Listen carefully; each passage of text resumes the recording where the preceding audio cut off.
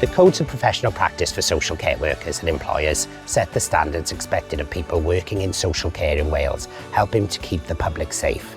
Canllaw sydd yn helpu pob gweithwyr mewn gofal cymdeithasol yng Nghymru i cael canllaw sydd yn dweud i nhw sut i delifro y gofal sy'n gorau i'r person ni yn edrych amdano a wneud yn siŵr bod hynny'n yn safe i pob person. To ensure that we've got the boundaries set, people know what it is they're doing, staff know what they need to be working to and delivering on, to make sure that our residents have got choices, make sure that they listen to. Treat people with dignity and respect, make sure that people act with integrity, making sure that our workers are accountable for the actions that they take, and just make sure that people are safeguarded and protected. The code set the standard for social care practitioners and the expectations placed upon them to support children, young people and their families, ensuring confidentiality, accountability, promoting the rights and safeguarding. We need to put the individual first. We need to respect the individuals we take care of. We need to promote equality and diversity. We need to respect confidentiality. Mae'n rhoi i nhw canllaw really clear i gwybod beth mae rhaid i nhw wneud i wneud y gwaith yn iawn ac yn saff i pawb. It helps and guides us in being able to provide an outstanding care and also to be able to know if we are actually providing the right care. Well, it provides a framework for us to go by, helps us provide person-centred and ethical care.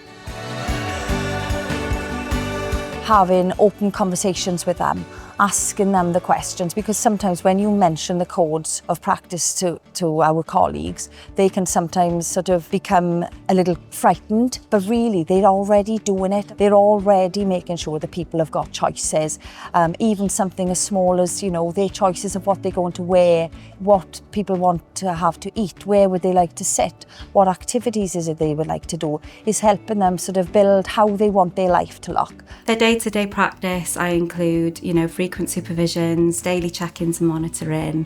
We have reflective practice, ensuring that training is kept up to date and looking at what training might be supporting the staff team with their own development.